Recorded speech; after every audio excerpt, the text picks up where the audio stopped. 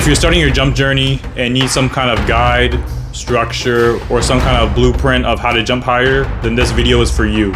The first and most important thing, in my opinion, is that you should be trying to get as lean as possible. This is because the heavier you are, the less volume of high intensity jumps you can handle. And jumping is the most important exercise if you want to jump higher. The second most important thing is to stay healthy. A wise man once told me, "You must live to train another day." The third most important thing is that you don't get hurt. But wait, I thought getting hurt and injured was the same thing. Is it not? I mean, your knees hurt right now, don't they? And are you injured? Exactly. Yeah. It's best to avoid tendon pain that's anything above a 3 out of 10. Anything more than that, you will be getting diminishing returns because you won't be able to jump your highest because your tendons hurt. Then on top of that, it will take you even longer to recover than if you would have just rested at that time. The highest amount of knee pain I've ever had on my scale, it was a 9 out of 10. And it took me almost 3 weeks to recover back to jumping. It was probably more like an 8 out of 10, but you get the point. If I were to have waited and rested when I was at a 3 out of 10, it would have only taken a day maybe to get back to jumping. But because I kept jumping on it, I made no progress, and I had to wait 3 weeks before I could start jumping again. And that's just 3 weeks of wasted time. So you don't want to be in that position. The next most important thing is that you want to increase your rate of force development as much as possible. If you don't know what rate of force development is, don't worry because it's simple. All it is a measurement of power, and power equals force times velocity. How fast can you produce force? Force is basically strength, and the strength you want is basically within the velocity that you're training for. For example, a 1-foot jumper takes off between 150 milliseconds to 250 milliseconds. So you want to be strong within that velocity. This doesn't mean that you shouldn't work on strength outside of that velocity. For example, when you're jumping, as you're going down, your velocity will stop because as you're going up, to change directions, you have to reach 0 velocity. So you will need isometric strength at that point. And you'll need slow strength within that range.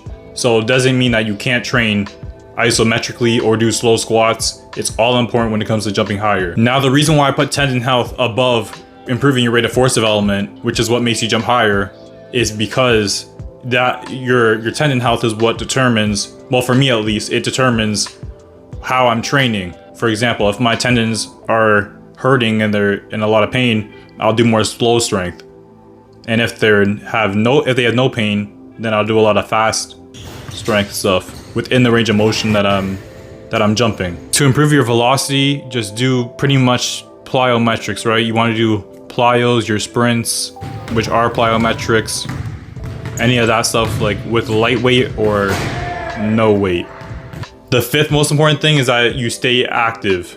What I mean by this is if you don't use your tendons on a regular basis, they will soften up. So pretty much, for example, you need stiff tendons to jump. Like they adapt to jump higher by getting stiffer because more force is going through them, and more force can go through them when they're like a steel beam rather than, I don't know, like sponge, I guess. So when you take multiple days off of training, they start to soften up, and it can take days to get back to how they used to be. And it's better to just stay on your feet every day. Not saying you have to do a whole workout every day, but at least try to do, like, even if it's a little isometrics or like a couple hops, maybe a couple jumps, just stay active and keep moving your feet and your knees and your hips. This one might be controversial, but please do not bulk. In my opinion, it's one of the worst things you can do for your athletic performance. And I don't think it's even close. Like, even for bodybuilding, I think it's a horrible idea. But that's for a whole nother conversation. I'm not trying to like spur no debates right now, but bulking, I'm completely against bulking. This is because if you were listening to point number 1, when you bulk, you can't handle a large velocity of high intensity jumps, and jumping at a high intensity is the best thing you can do if you want to jump higher. People think that you can't improve strength without bulking, but I'm completely against that. I don't think that's true at all. I've been training for 2 or maybe it's been 3 years now. I'm not even sure, I lost track, but I've been consistently putting on muscle, consistently over and over. Like you can see I don't even do upper body. You know what I'm saying? Like, I don't do no upper body. I'm like, oh, you're just built different, or like newbie gains or whatever, but it's been almost 3 years now and I'm still getting stronger at a consistent rate. People will put on 10 pounds in a month and they'll be like, look, I'm lifting 30 pounds heavier. But like, of course you're gonna lift more. You got 10 pounds heavier. And then once you cut, you're gonna lose all that muscle. It's not even muscle, it's just the more mass you have, the more force you can put out. Like, I don't know how it's so complicated about that. It's not even that you got so much more muscle, you just weigh more. If you're gonna bulk, do it slowly. Like, put on a pound every month maybe, or even if you put on a pound a month, people don't realize how crazy their bulk numbers are. They'll be putting on a pound a week. A pound a week is 52 pounds a year. You know how crazy that is? Even a pound a month is a lot. 12 pounds in a year is a lot of weight to gain. I would do like, maybe if you need to bulk, which most people don't, but if you need to bulk, maybe a quarter, maybe half a pound a month. Half a pound a month is 6 pounds a year. That is reasonable to me. Unless you're one of those super skinny guys that needs to put on weight, you shouldn't be putting on more than 10 pounds a year. Some of you guys will be genetic anomalies though, so don't take like, you could be that 1%, you know what I mean? But for the rest of you guys though, just please, I beg. See, I'm begging right now. Please do not bulk. It's for your own good. Like, I'm trying to help you, just don't bulk. I know you see others trying to bulk, but you don't need to bulk. You know, be the tortoise, not the hare. Don't bulk, please. The next thing is training within the range of motion that you're jumping in. For example, if we roll the tape on Chris Spell, you can see how deep his knee angles are and his hip angles are. Because he's a standing jumper, when he jumps, he has to get as low and deep as possible. You probably don't want to train like Chris Spell because chances are you want to hire a running vertical. I'm assuming most of you watching are hoopers, which are either 1 foot jumpers or fast 2 foot jumpers. Or maybe you're like one of those post players that do need a higher standing vertical. If you're like a basketball player, you don't even really want to be training like Isaiah Rivera. This is because people like Isaiah and Chris are what we call power jumpers or strength jumpers. These guys rely more on strength to jump. And basketball is more about velocity and acceleration. So let's say if I'm a guard, you don't want slow takeoff time because then you won't even have time to finish at the rim.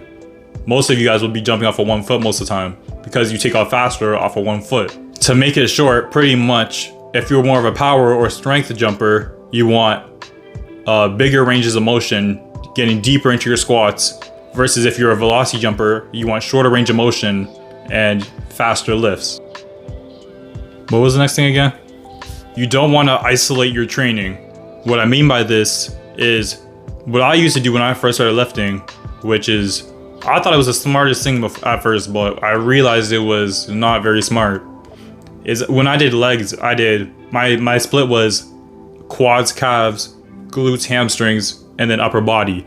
Do not do the split whatsoever. Now, the reason I did this was because when I train glutes and hamstrings, now while that's resting, I can train the opposite muscles to that, so that the next day I can be ready to train the opposite muscles again.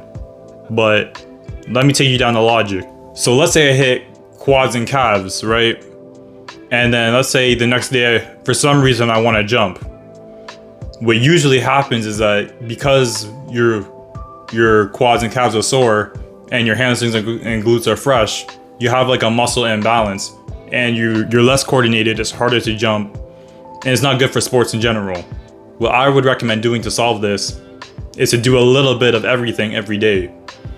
For example, if I did some quads, some glutes, some hamstrings, usually what I do is I do 1 hip extension, 1 knee extension, and 1 ankle extension workout every day.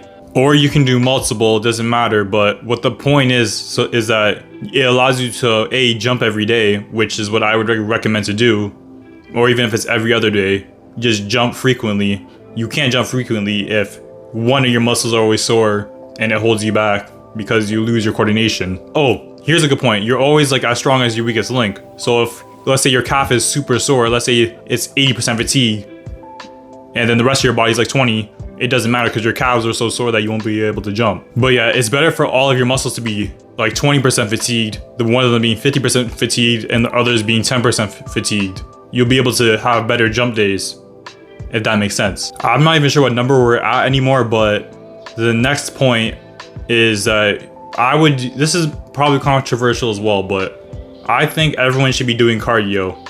Now, most people think that cardio is not correlated to how high you can jump, but cardio is really good for your jumping because it will condition you, one.